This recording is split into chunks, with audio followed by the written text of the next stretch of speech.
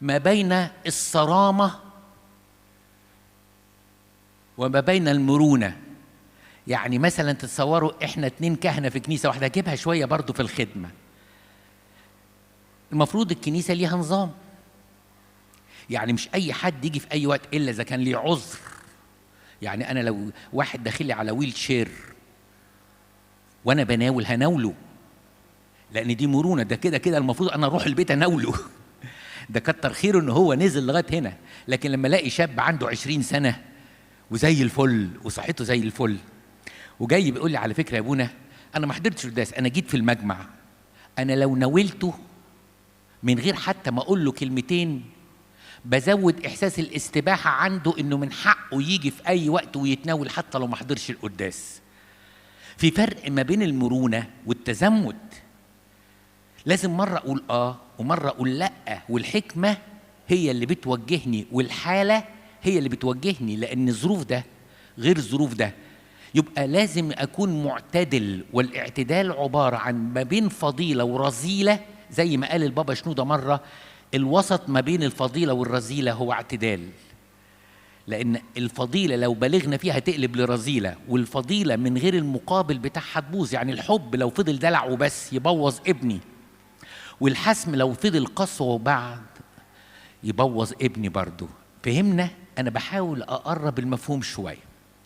الصورة الثانية من صور الاعتدال هي معناها الاعتدال بمعنى التدرج. يعني إيه الاعتدال بمعنى التدرج؟ أديكم مثل.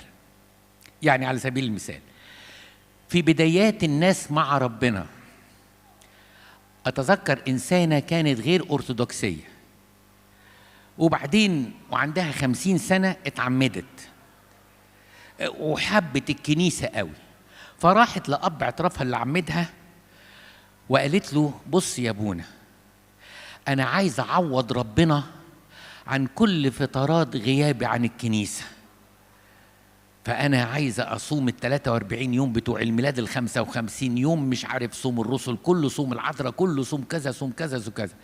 فأبونا ضحك كده وقال لها لا معلش، عندنا الطاعة في الكنيسة لأب اعتراف أهم من الصوم نفسه.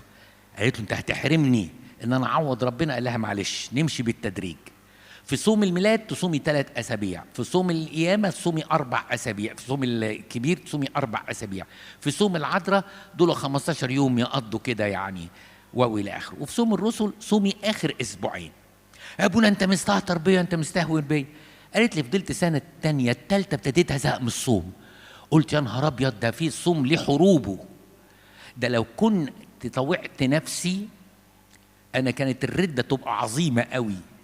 فكتر خير ابويا اللي حط لي محبس ان انا اتدرج في النمو، ده نوع من انواع الاعتدال. عشان كده بيجي لي واحد يقول لي اديني حل ان انا ما اصومش غير اخر 15 يوم، اقول له واحد يجي يقول لي اديني حل بس اول اسبوع في الصوم، اقول له لا هتصوموا. الله، ليه هنا قلت لا وهنا قلت لان هنا ده خادم وبيتدلع، ما تنفعش بعد ما تنمو تنزل، وانت لسه بتدرج معاك. اهو ده نوع من انواع الاعتدال، ان في تدرج. واحد يجي يقول لي يا ابونا سمعت ان الاجبيه فيها 7 صلوات وكل صلاه فيها 12 مزامير وباكر فيها 7 زيان، طيب اصلي كم صلاه من الاجبيه؟ اقول له بس كفايه وقفتين قدام ربنا، الصبح ربع ساعه وبالليل ربع ساعه، ما تزودش عن كده دلوقتي، وفكرني كمان سنه نزود حته، يا هنزود مزمور او مزمورين، يا اما هنزود صلاه تاخدها مع صلاه تبقى غروب مع اجزاء من النوم، هنمشي حته حته. ده نوع من انواع الاعتدال.